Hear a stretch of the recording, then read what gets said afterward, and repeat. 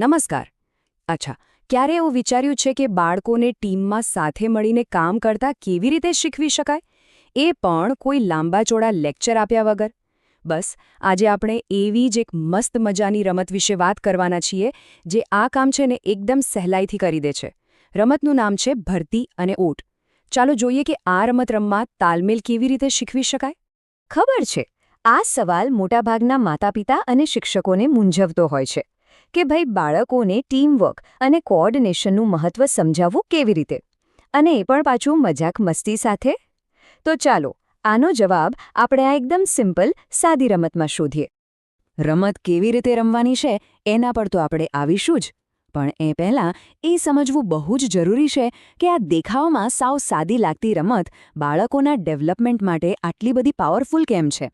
કારણ કે આ ખાલી ટાઈમપાસ કે મનોરંજન નથી, પણ ખરેખર વિકાસ માટેનું એક જોરદાર સાધન છે. જુઓ, આ રમતના મેઇન 3 ફાયદા છે. સૌથી પહેલો, ટીમવર્ક. કેમ? કારણ કે બધાએ એકબીજાનો હાથ પકડીને એક સાથે જ બધું કરવાનું છે. બીજું, તાલમેલ એટલે કે કોઓર્ડિનેશન વધે છે. બધાએ એક જ સૂચના સાંભળીને એ પ્રમાણે કામ કરવાનું હોય છે. અને ત્રીજું, ફિઝિકલ એક્સરસાઇઝ. દોડવાનું, બેસવાનું આ બધું કરવાથી શારીરિક કસરત તો થાય છે, અને એ પણ પૂરેપૂરી મજા સાથે. ઓકે, તો હવે સવાલ એ થાય કે આ રમતનું નામ ભરતી અને ઓટ કેમ છે? તો એની પાછળનો આઈડિયા બહુ સિમ્પલ છે. ભરતી અને ઓટ એટલે શું? દરિયાની લહેરોનું આગળ આવવું અને પાછળ જવું. બસ, આ રમત એ જ દરિયાઈ લહેરોની નકલ કરવા વિશે છે. એકદમ સાદા શબ્દોમાં કહીએ તો આ એક ટીમ ગેમ છે. આમાં બધા બાળકો એક ટીમ બની જાય છે અને પછી અવાજ અને મૂવમેન્ટ આ બંનેનો તાલમેળ જાળવીને દરિયાની લહેરોની જેમ એક્ટિંગ કરે છે. એટલે કે આ રિધમ અને એક્ટિંગનું એકદમ મજેદાર કોમ્બિનેશન છે. તો ચાલો હવે મેઇન વાત પર આવીએ. આ રમત રમવી કેવી રીતે?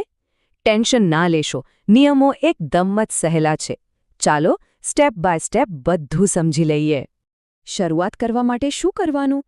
બસ 10 કે 20 જેટલા બાળકોને એક લાઇનમાં અથવા તો ગોળ સર્કલમાં ઊભા રાખી દો. અને હા, સૌથી અગત્યની વસ્તુ, બધાએ એકબીજાનો હાથ મજબૂતીથી પકડી રાખવાનો છે.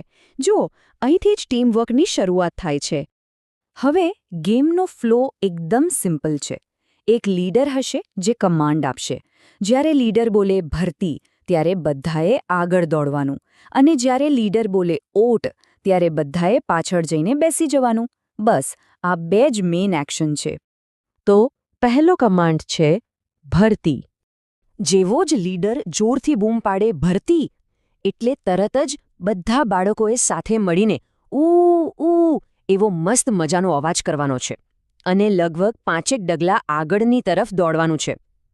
જરા વિચારો, કેવું મજેદાર લાગશે, જાણે સાચે જ દરિયાની લહેર આગળ ધસી આવી રહી હોય. અને હવે આવે છે બીજો કમાન્ડ, ઓટ, જે ભરતીથી એકદમ ઊંધું છે. તો જેવું ઓટ સંભળાય એટલે બધા બાળકોએ હા એવો ધીમો અને શાંત અવાજ કરતાં કરતાં પાછળ જવાનું છે અને ઘૂંટણીએ બેસી જવાનું છે. આ જે સ્પીડ અને અવાજનો ફેરફાર છે ને, એ જ તો આખી રમતને વધારે ઇન્ટરેસ્ટિંગ બનાવે છે. તો આખી ગેમ બસ આ 2 જ કમાન્ડ પર ચાલે છે. ભરતી મતલબ ઉત્સાહ, આગળ વધવું, અને ઓટ મતલબ શાંતિ, પાછા હટવું. આ જે સિમ્પલ કોન્ટ્રાસ્ટ છે ને, એ જ બાળકોને ધ્યાનથી સાંભળવા અને તરત જ એક્શન લેવા માટે મોટિવેટ કરે છે. જોયું? નિયમો તો એકદમ સહેલા છે. પણ હવે અસલ સવાલ એ છે કે આટલી સિમ્પલ ગેમમાંથી શીખવા શું મળે છે? આ રમત પાછળનો મુખ્ય પાઠ, એની શીખ શું છે? ચાલો હવે એના પર નજર નાખીએ. આ રમતની સૌથી મોટી ખાસિયત શું છે ખબર છે? કે આને રમવા માટે કોઈ જ સાધનની જરૂર નથી. 0 ઇન્વેસ્ટમેન્ટ. આ બતાવે છે કે શીખવા માટે હંમેશા મોંઘા રમકડા જ જોઈએ એવું નથી. શોર્ટમાં કહીએ તો આ રમત ટીમવર્ક શીખવે છે, કોઓર્ડિનેશનની ટ્રેનિંગ આપે છે, ફિઝિકલ એક્સરસાઇઝ પણ કરાવે છે, અને સાથે સાથે ભરપૂર મનોરંજન તો છે જ. તો આજના આ વિષયના અંતમાં એક નાનકડો સવાલ છે વિચારવા જેવો. ભરતી અને ઓટ જેવી બીજી કઈ રમતો તમારા ધ્યાનમાં છે?